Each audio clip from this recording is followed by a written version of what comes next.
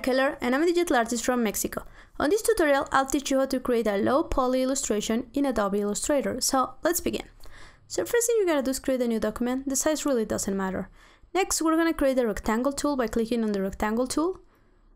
And we're gonna have a width and a height of 127 by a height of 24. And just simply gonna press OK.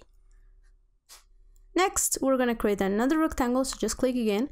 And this one is going to be 110 by 76 pixels. Once I have this done, I'm going to go to my direct selection tool and select the bottom anchor point. You can see the one on the left, and just use arrow keys while pressing shift to move it twice. Do the same with the other side. And now we're going to take this rectangle and round the corners all the way to the center by using these handles. Next, I'm going to select both of them. I'm going to click again on one to make it a key object. Go horizontal align center. And then, if you don't see these tools here or in the properties, go to Window and find Align. And here you're going to find the distributed spacing. Make sure that the value is 0 and click that first one. Next, I'm going to go to my rectangle tool and create another rectangle. This one is going to have different values. So I'm going to type in here 65 by 364. So I'm going to get this huge rectangle. I'm going to create another one. This one is going to have a different width and height, so the same width actually, 65 by 110. Next, I'm going to create another one. This one I'm going to have a different width, so 40 by 85. And now with my selection tool, I'm going to position this one around here. The smaller one, I want to rotate it, so I'm going to press shift while I go into one of the corners. And then I'm going to select both of them, make this one the key object, and go here to horizontal align right and vertical align bottom. Next, what I want to do is that I think the space between my two rectangles is okay, so I'm just simply going to move this rectangle while pressing shift to the left a little bit, and also this one a little bit to the left as well. Now with my direct selection tool, I'm going to round the corners of this rectangle and this other one all the way to the center, so I get a shape like this. Next, we're going to use these two shapes, but before we transform it or everything, we're going to use the Pathfinder tools, the Unite tool. So to access them, we can go to Window, Pathfinder, or you can find them here on the Properties tabs. Just the first one is the one option that we need, is Unite. So just click on that and both of your shapes get merged. And now I want to, again, with my direct selection tool, round the corners all the way to the center. Next, I'm going to select it, go right click, transform, reflect, and make sure that I'm reflecting on a vertical axis and hit copy. When I do that, I can have a copy like this, and I can put it a little bit to the top so they are not on the same line. Next, I'm going to group it by going to Object Group and make sure that I align it to this main shape to align to the center. I'm going to bring this down a little bit down, select everything and unite it again with our Pathfinder tool.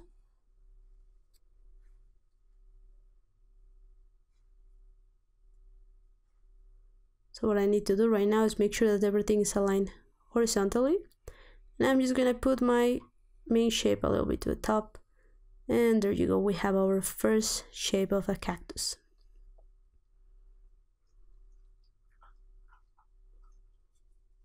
So next, I'm just simply selecting the pot that we created and just pressing Alt and Shift to create a copy. I'm going to create an ellipse, so I'm going to go to my ellipse tool and I'm going to actually create a circle so I can constrain the proportions and make one that is 117 pixels. Then let's make another one that is 50 by 50. And I'm going to make another one that is 30 by 30.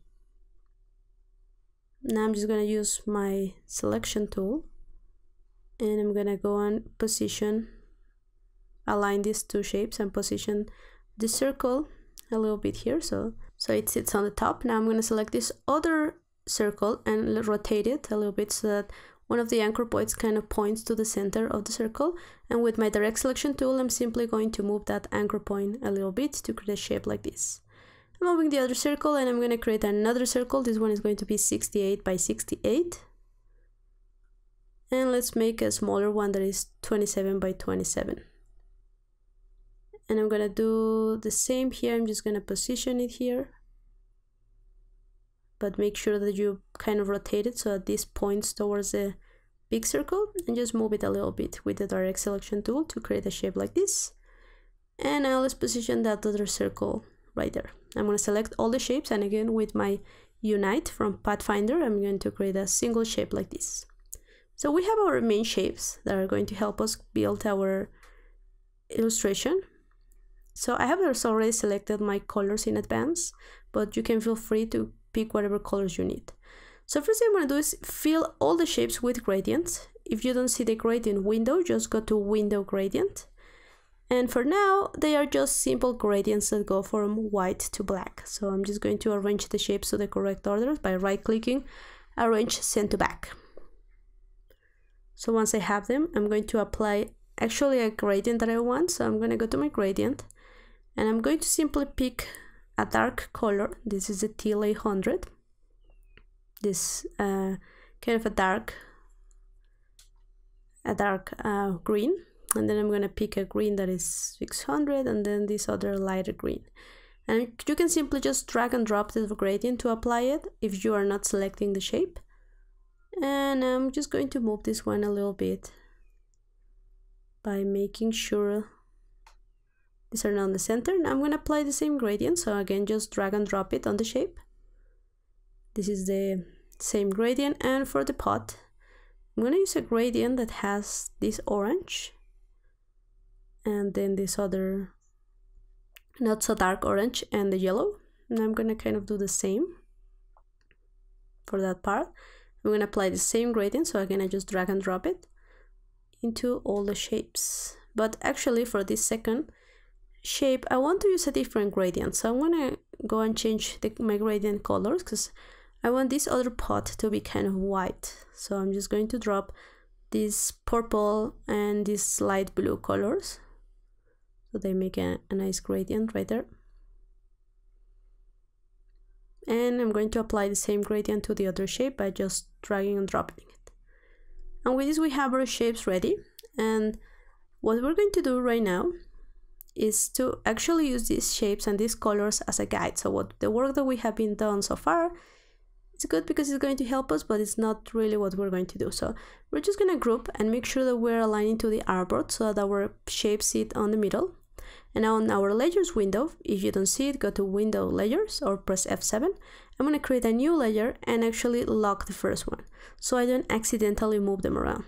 Next thing that I want to do is go back to my colors where I have a fill that is white and just remove the fill and just a black stroke. And with my pen tool, by pressing P, what I'm going to do is that I'm going to be creating triangles that are within this shape. So you can see that the only thing that I'm doing is making 3 points and that they're getting connected with the other shape. So you can see how here I do it. And really the only rule is that you make sure that you only make triangles.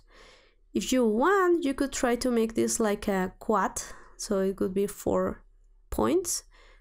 But since this is going to be a low poly effect, I would recommend that you simply go and make triangles.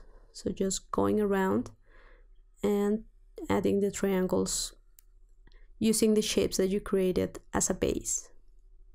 So you can see that even in those places where they are small, I'm still doing this.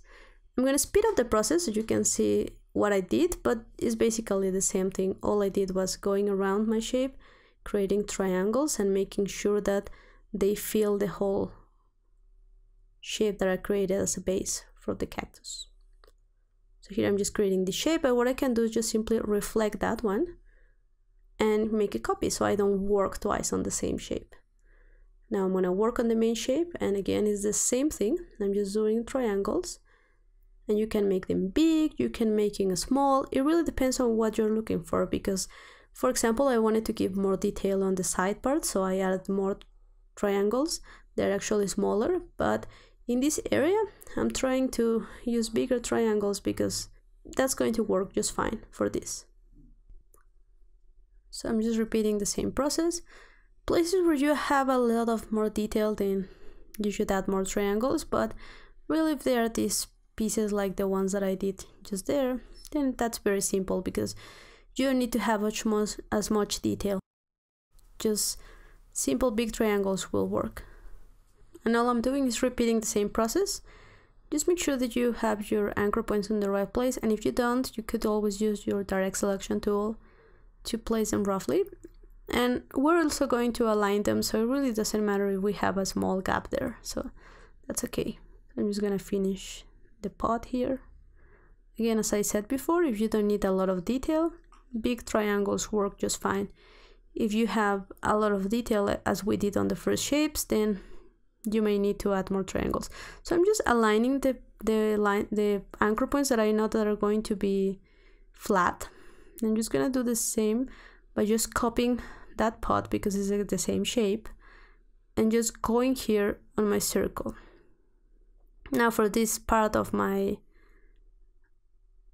cactus, I need a little bit more detail because it's a circle. So that's exactly what I'm doing, just going around as I said before.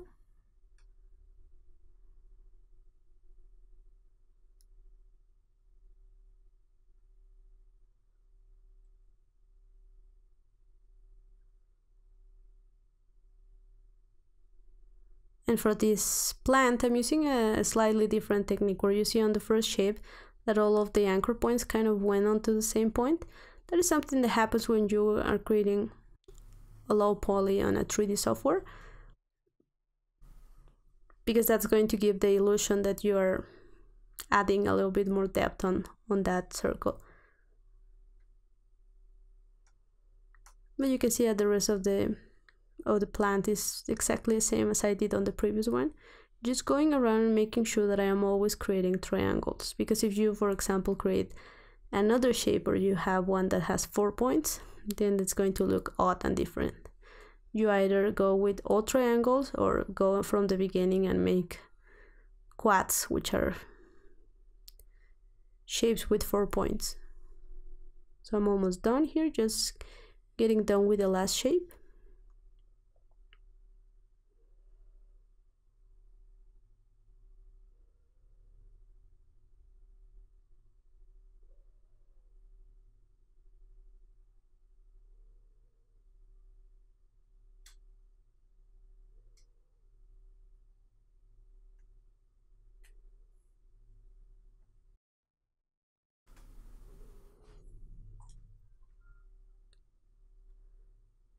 So now that I'm done with them, all I have to do is add some color. So what I'm going to do is to select the eyedropper.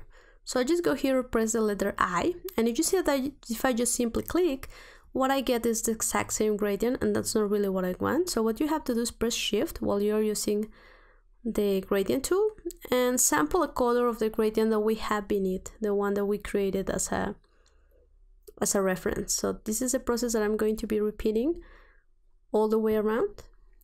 And that's the reason why we added gradients to our shapes that were going to be our base. So I'm doing that.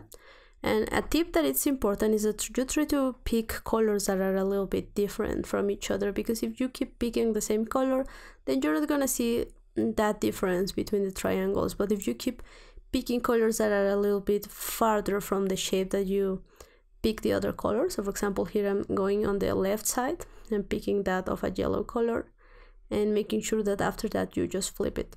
You just go there and flip it, or you could use Shift E if you want to use the shortcuts.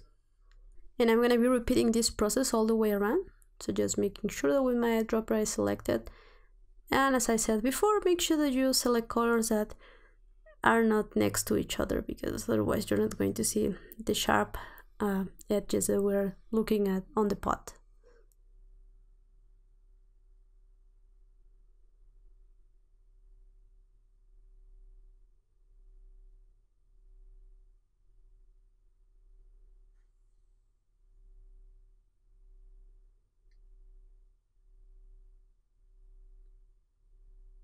So even though it may be looking like a kind of a tedious process, you can start to see the results on the pot, how the triangles that you draw and now the triangles that you are filling are looking way different and are giving that impression as if this was a 3D model and was built only with simple shapes, in this case triangles.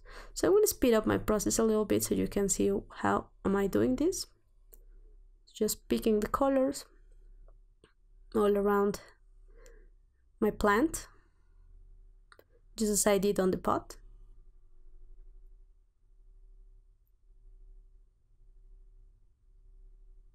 Here I'm going to the tool so you see the process that I'm doing in case you miss it. But if you want to be a little faster, just remember that you can use the shortcuts. So just go I for the eyedropper, and then B to select, and then after you sample the color with Shift, make sure that you can shift the colors with Shift E. And that's going to speed up the process a lot more.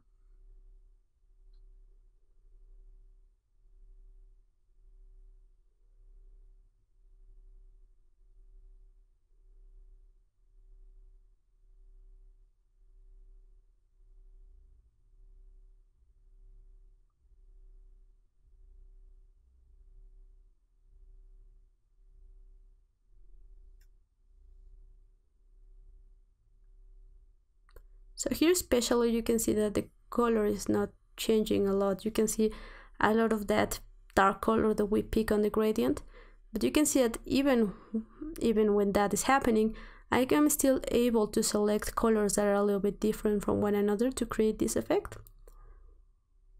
So if your shape, if you are doing a different project, is like this where you don't have a lot of color variation, you can still get these differences by making sure that you pick colors that are not close to one another. So if you're filling this shape, make sure that you're not picking a color that is next to the other ones. Try to go on the middle or onto the other side of the shape that you just pick with that color, so you can see that color variation easily and you don't lose polygons.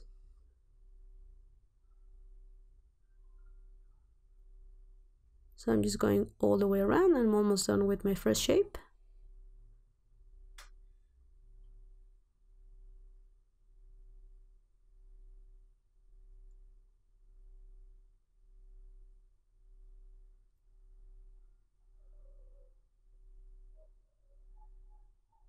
So now I'm going to my second plant, and it is exactly the same process. Just make sure that you pick colors that are different and go all the way around.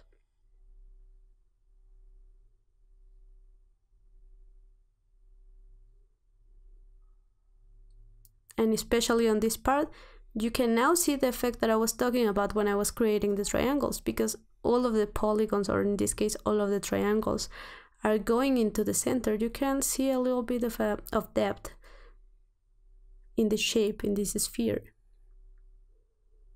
and not only the linear that you had on the other plant. So if this is the effect that you want, now you can see this, you can plan and try to do the rest of the shapes with this intention. Or if not, as you can see, the other method works just fine, because in the end this is how it's getting built, just with simple triangles, and it really doesn't matter if they are not all connected into a single point, because in the end they are connected to one another, so it's exactly the same.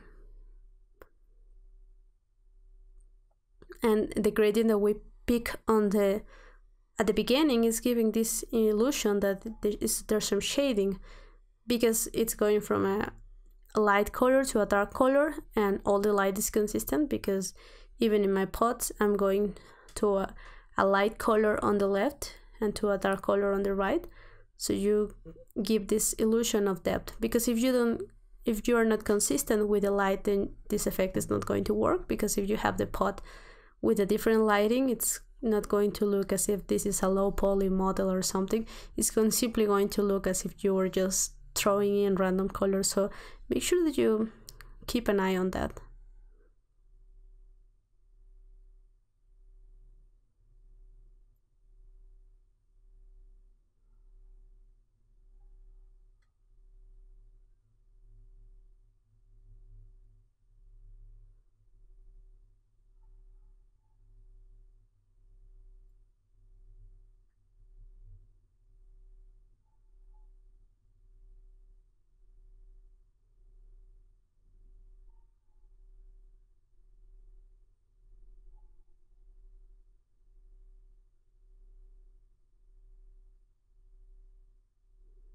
So finally I'm gonna work on the pot. The exact same process that we use on the orange one, but this one is going to be white.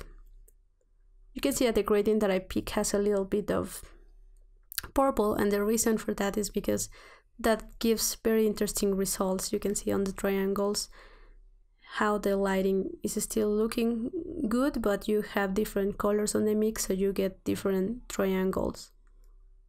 You could do the same with the green parts if you want to add maybe one that is a little bit more yellow. That could also help and work well.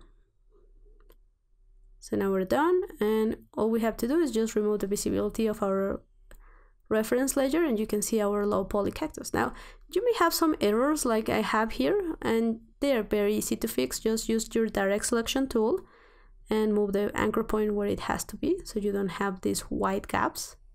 Especially here, because I had a lot of shapes, I have these gaps. So just make sure that you move that anchor point that is causing you trouble and position it next to the other anchor point, so you don't have these gaps.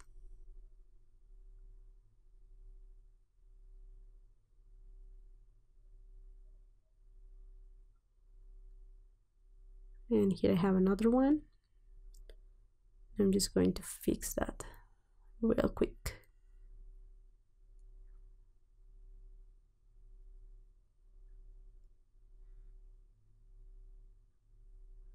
Right, so there you go. Now you have your low poly illustration. So I hope you have enjoyed this tutorial. Thank you very much for watching. See you next time.